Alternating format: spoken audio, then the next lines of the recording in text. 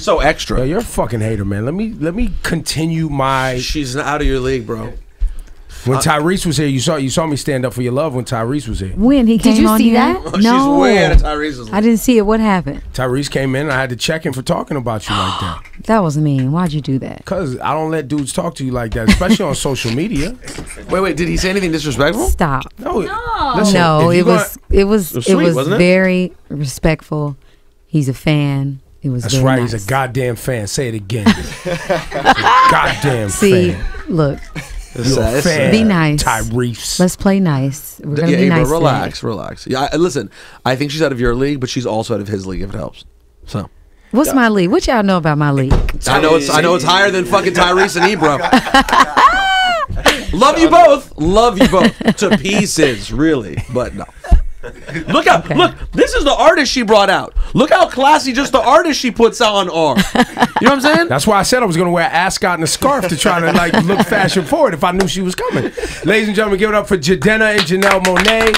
Also Deep Cotton in the back, who I got to see perform live. Now Janelle, I don't remember the whole movement's name. Sure. So you're gonna have to walk me through this EP that's coming out on Friday. Absolutely. And just the whole movement once again. Well, this is Wondaland Records, and Ephus was born out of Wondaland. It consists of 4 incredible artists. Jidenna was the first to go out with Classic Man. We recorded a lot of music. We were driven by community, and we wanted to make sure that we gave people something. I mean, we gave you guys Classic Man to give a different perspective for culture.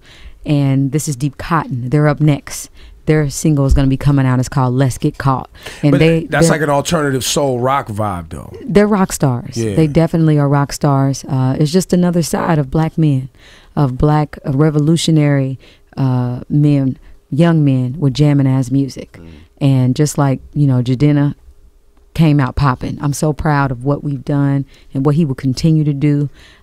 Classic Man, just last time, we were just releasing and it went gold. And I'm saying this because I'm just thankful for your support. Thankful for everybody's support with Jidenna. And as we continue to set the tone for Deep Cotton and Saint Beauty and Roman, Wonderland, we just want to say thank you guys. No problem. I'm happy, man. I'm really feeling it. I'm feeling this right now. I'm feeling this Janelle Monae on her Diddy, take that, got the whole crew with her. Like, I'm enjoying this. I will say Puff is my mentor. Like, he told me, Janelle, listen, he's my mentor. I love Puff, and he's taught me a lot. He's opened up doors for me so that I can do the same. It's always been about how can I bring people, because I've been feeling alone out here. Like, I feel complete with the artist. What do you mean when you say you feel alone out here? Well, not just as a solo artist, but I think you're saying something as deeper a solo. than that. Yes, absolutely. We don't all dress the same, look alike, but I think our intentions are very similar. And about community, about messaging, and about making sure that people know that we're not all monolithic. We're not all the same, And I think it's important that diversity be promoted in music.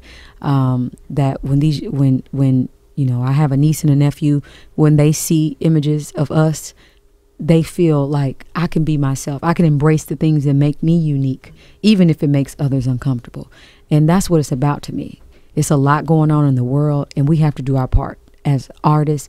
As when I get platforms to speak, Puff opened up doors for me. What am I going to do for the community? What am I going to do? So now that I have Jidenna, I have Deep Cotton, Saint Beauty, Roman, I feel like the solar system is complete. Now, Jidenna, the first time I saw your interview on the internet was long before we met, before it was actual single. I saw the video for Classic Man.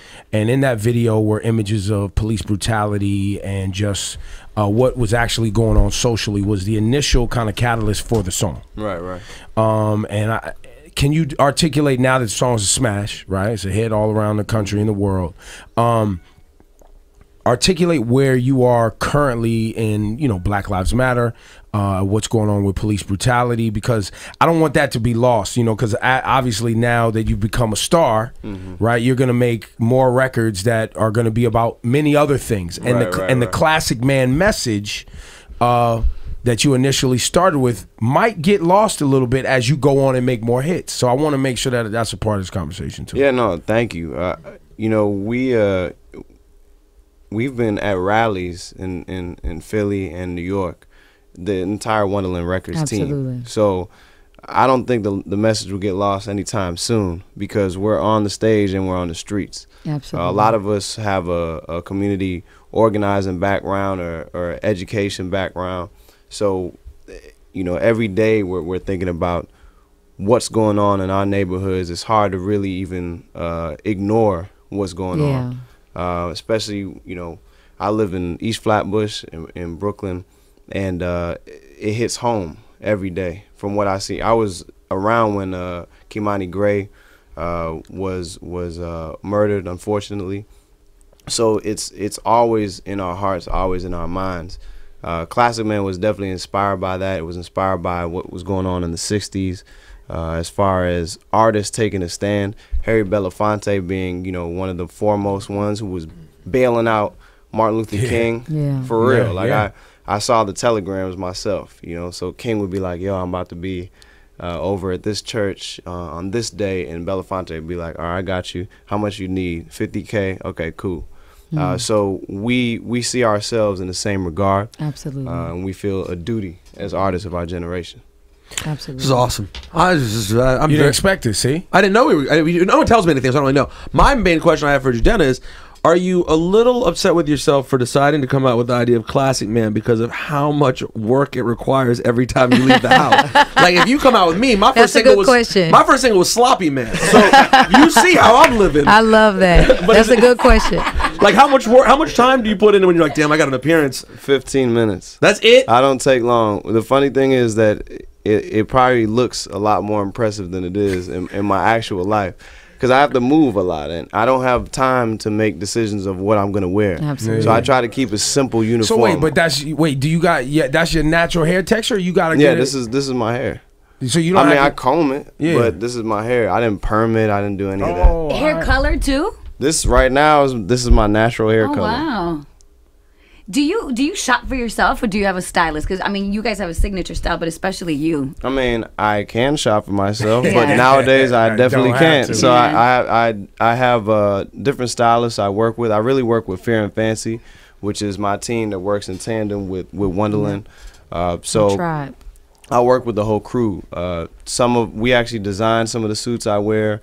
Definitely all the pocket squares and the ties. Is fashion something you're interested in maybe for the future? Will we see like a Jidenna signature suit line or something like that? I mean, I'm interested in everything from fashion to politics. It just depends on where the path takes me.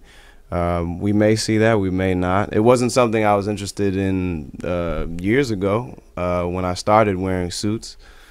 Style is definitely something that I think is important, but I was never really about fashion to begin with. It was really more about what you mean by what you wear. But now I think some doors have opened up, so I definitely consider it. Has there been I apologize, this has been covered a lot and I don't know, but have you guys ever spoken to or had any issues with DJ Mustard? Because this is one of those records not at all. That was Mustard influenced but not produced by him? No, not at all. I think Mustard, he's from LA and I lived in the Bay. As you know, the Bay Area sound has influenced a lot of people. Well, Mustard knows that the Bay Area sound influenced Mustard. Him. That's the thing. Yeah. So I don't think Mustard can own the sound. You think can't that own hyphy bass, funk bass sound was the Bay Area not at thing all. And also to some of the people have said that Iggy Azalea is getting paid off this record. I've seen that a lot. The truth is, we actually didn't sample it, but ever since the decision of Robin Thicke and Pharrell, we believed that it was important to make sure that we are safe. Had the right paperwork in place. Exactly. You got to put the paperwork in place. What part do people think you sampled from Fancy? I don't know. Sound what part of the song, exactly. Just the sample, like the sound? bass line or something. Well, I never understood that. When that Robin Thicke verdict came out, we realized that the game had changed in music. Well, and just so you know, we spoke to Robin. It's not actually done yet. He was here just yesterday and said that sitting right here at the same time yesterday, and said that that's not even the things you're hearing about. It's not done. It's not even true. It's not even done. But it is. But it's all part of the we same were thing. Safe. Yes. Yeah. No, that makes sense. Wouldn't it have been ironic if Iggy Azalea had sued someone for having a record that sounded like Fancy. That'd been so insane. She steal from us, we steal back. I didn't know she was gonna say that. I set her up. You did. That was a good alley-oop. Alley-oop. She boomed on him. Boomayade on him, actually. That's what she did. Settle down over there. Relax, Janelle. Hey, man. She just... Janelle will go in, and I know She'll the tell people. the I know truth. the viewers right now, like, yo, let her loose, let her loose. No, it's all love. I mean, we all inspire Love and truth, each other. that's it. That's what it's about. You know? So Jidenna, you are of mixed race background. You have a Yes, white sir. mom. You have a Nigerian father. Yes. Some weeks ago, you had some social media upheaval. People Yeah. came at you. Yeah, that was great. For being a, he said that was great. And listen, I love it too because it starts a dialogue and it starts an honest dialogue. And the memes were hilarious. Right. But you in going home to bury your father when your father passed wrote, how did it all transpire? Was it that you wrote a letter about having security when you went to Nigeria because kidnapping and things like that do happen in that country? How did it all start? I think the controversy, or wahala, as we call it in Nigeria, it started when I made some comments on Vlad TV about my father's burial, which is really a very personal thing, and I'm unfortunately that wasn't focused on at all by my fellow Nigerians. I was hoping that was the focus, but things go the way they go. When I went to bury my father, my family in the village said, you have to take some extra precautions, because at that time in a specific area that we were from, it was the highest kidnapping rate in the history.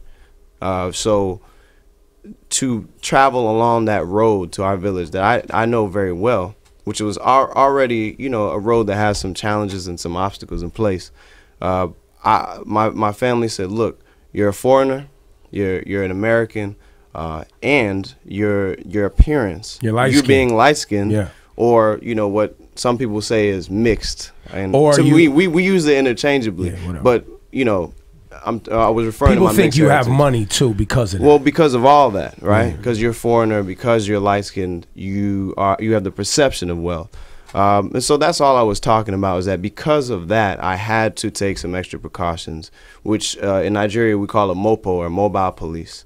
That they and I was talking to Vlad, who's not Nigerian, who's a white man. He is not. Vlad is not Nigerian. And so he doesn't. To really communicate to him, I use certain words, which is true.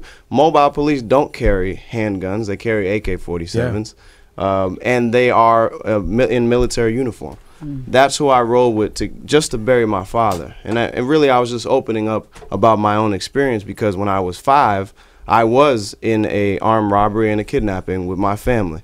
So I've been through it. It's not something that I'm just and that's saying because your mother and your father's relationship was him coming here to the United States, and your father was he was an educator or something. He was. My father was an engineer. He was a professor as well, and also he was involved in the Biafran War, which is Nigerian Civil War between 1967 and 1970. So he was a revolutionary who was fighting stateside alongside with my mother, sending resources back for the Biafran cause, fighting on behalf of Igbo people in the southeast Nigeria. So he's always involved in that. So at the time of the kidnapping when I was young, my father was, he wasn't the wealthiest man at all, but he was gaining prominence in the Nigerian community. He was more affluent than the average. It wasn't even actually about his money. He was perceived as wealthy. Got it. Because people didn't, he was building computers. He built the first African PC, in sub-Saharan Africa. So people were like, what? They didn't even know exactly what to use. Just like in the U.S., we didn't know what a PC was in the 80s, really. So he was gaining some notoriety, and therefore we were targeted. And because I think also in addition, my family just stands out wherever we go, because you don't seem like a standout kind of guy. Yeah, no, I don't think so at all. No, it's weird. So some people got it confused, and it's all good. Nigerians are proud. We're very, we care about excellence. So the moment you have some little misstep or what can be perceived as a misstep, everybody hounds you, and I love that though. Tell that story about. I always tell the story about my father. When I first came to America, I'm like 6 years old. In school the teachers, when you get a good score, they say, "Oh, bring it home and you can hang it on the fridge for your mother." Right? So I brought it home, and I was like, well, Mickey Mouse was his teacher. That's the weird part.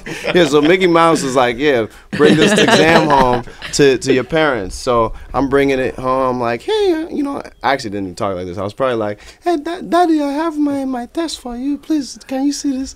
And then I get a 98 on the exam. I'm like, "Dad, I got a 98." My dad's like, "Where are the other 2 points? Go and get them, then bring that back."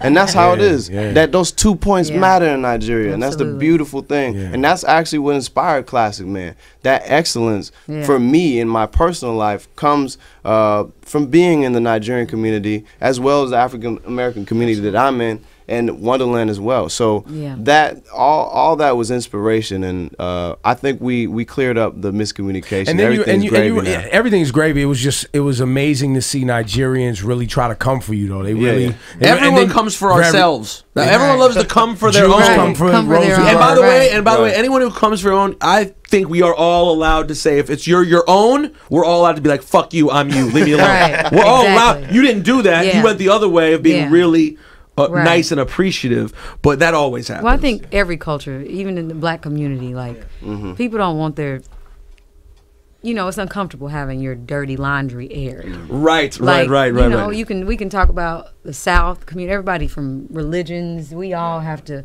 do it. I think in our family, the reason why we all connect and we're missing 2 other artists is that we're like the outliers in our family, meaning that we don't really go by the rules. We we may have been raised a certain way, but we will challenge what our church says. Absolutely.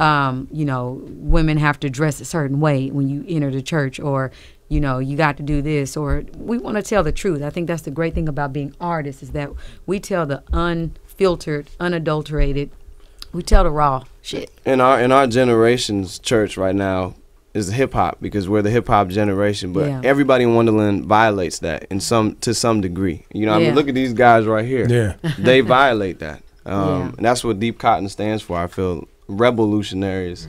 Tell them what y'all party name masters. stand for. Go ahead, speak up. You can grab that microphone. Okay, Lean cool. in. Go ahead. She was responding. She was speaking about our name and how our name speaks to a time. I mean, Deep Cotton's. Back during slavery, there was a time called high cotton.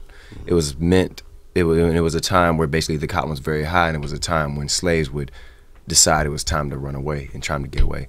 And so that's what our name stands for. And I mean, that's kind of what we're about. Why would people run away at that time? Well, because the cotton was high enough to hide. It was high enough to hide. Everybody was happy because it was like, harvest. Exactly, it was harvest time. And so it was a good time when people were kind of like, Massa was drunk. Exactly. Cotton was high, we out. That's exactly right. That was the phrase. That was the exact phrase. That was the cotton is high and it's time to get gone. Yeah, and so it was time for them to make a big decision right then. Like, are we gonna get out? And it was like, so that's what. When cotton gets Go high, ahead, bro. Get close to the mic right there. The planner, when the cotton gets high, that means he can go make his money. And so while he's making his money, we can go get our money. That's our freedom. Right. That's dope. I've never even heard that before. Yeah. That's amazing. So the Wonderland movement, you have Deep Cotton, you have Janelle Monae, you have Jidenna, Saint Beauty. Saint Beauty. The women, the beauties of Wonderland. And this is all on the Wonderland EP that's out Friday. It's out Friday. Get it. Is this the first thing that's a Wonderland compilation? That's not our just official compilation. That's so cool. Is there anyone else out there that if you could like draft to your crew of beautiful weirdos that you've assembled, like who out there? Like I think that's someone who's very pivotal in this movement, and I describe it as, I feel that these days for black kids coming up, there are you can aspire to be anyone you want now, as opposed to being a hardcore rapper like when we were kids. Are there any other people out there, like maybe a Tyler the Creator, like who I think so influential in the same movement? Our Future. Those are our those are our cousins. Like we love it. I was on the Internet's album. They're a part of our Future, and of course, whenever I see Frank, it's all love. So I think everybody is doing their part.